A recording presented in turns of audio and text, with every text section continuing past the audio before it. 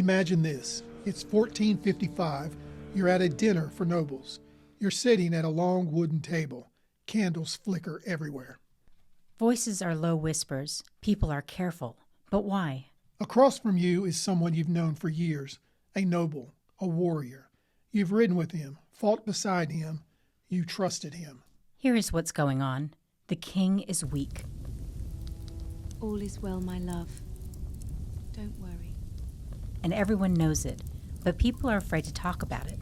As it appears, there are some nobles navigating to position themselves for the crown, including your friend across the table. This is tension, the silence, the pressure, and it didn't come from nowhere. It came from years of the royal leadership structure breaking down.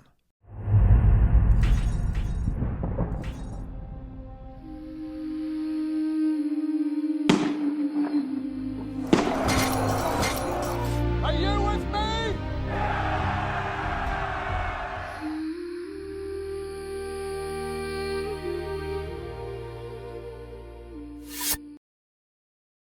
Hello, everybody. I'm Jane. Now, throughout the kingdom, people are afraid to trust each other.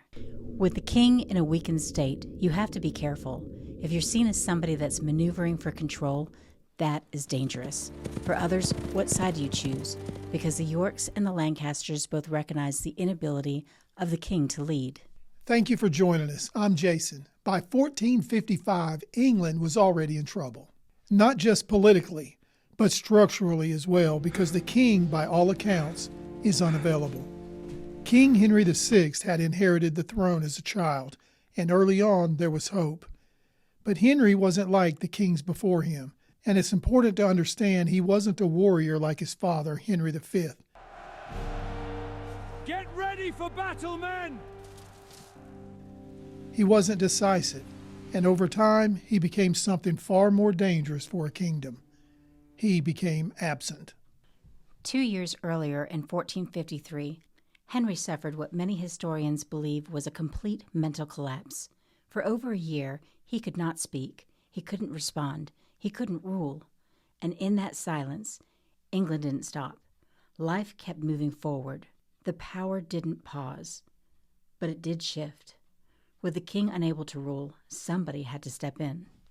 That man was Richard, Duke of York. Now this matters because Richard wasn't just any noble. He had royal blood, strong royal blood.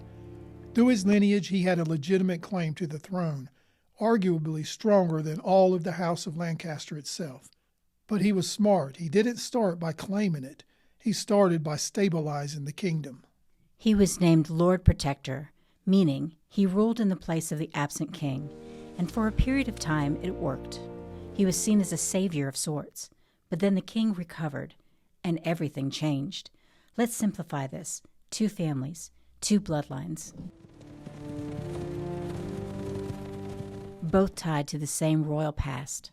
Now remember, the House of Lancaster already holds the crown, and the House of York never believed the crown was truly for a Lancaster to wear. This wasn't rebellion, not at first. It was correction. At least that's how it began. But correction doesn't stay clean for long. Once Henry returned, he did not rule alone. His queen, Margaret of Anjou, became a force of the kingdom. She was protective, smart, and very strategic, and she was absolutely unwilling to let York take control. Now at this moment, it's no longer about helping the king. It's about controlling him. The breaking point came in 1455. Which was the first battle of St. Albans. This wasn't an open field, which would have been a perfect battlefield. No, far from it, this was a town with narrow streets and dominated by close combat. Men, today, we battle for what is rightfully ours. York forces attacked quickly, targeting key Lancastrian leaders, and within hours, it was over. But something had changed, because now blood had been spilled between nobles, between men who knew each other. And once that line is crossed, you can't put it back. You can't go back. This is where most people misunderstood this war. Men don't choose sides the way we think. If your lord chose York, make no mistake, you chose York. If he chose Lancaster, so did you. And that meant something terrifying. Because across the battlefield might stand someone you grew up with, someone you trained, someone who once trusted you, the same way you trusted him. And then came the battle that defined it all, the Battle of Towton. This battle was fought in a snowstorm with very low visibility, and their arrows were carried by the wind. Historians believe over 50,000 men fought that day, making it the largest battle ever fought on English soil. And when it ended, thousands lay dead in the snow. Not strangers, not invaders, fellow Englishmen. And maybe the most dangerous part is this. It's not always anger that breaks loyalty. Sometimes it's disappointment, the quiet realization that the man above you cannot protect what matters below. Remember, people don't always turn on a king when they hate him. Sometimes they move against him when they stop believing he can protect you and your family. And once that thought enters the room, it never really leaves. And while men fought below, others watched. We're talking about nobles, power brokers, men calculating outcomes. Because for some, this war wasn't about loyalty. It was about positioning and lords waiting, being patient for the right moment to take everything. What began as instability was becoming ambition, and soon that ambition would take a darker turn. Because this war was no longer just about who should rule, but who would do whatever it takes to make sure no one else but themselves could.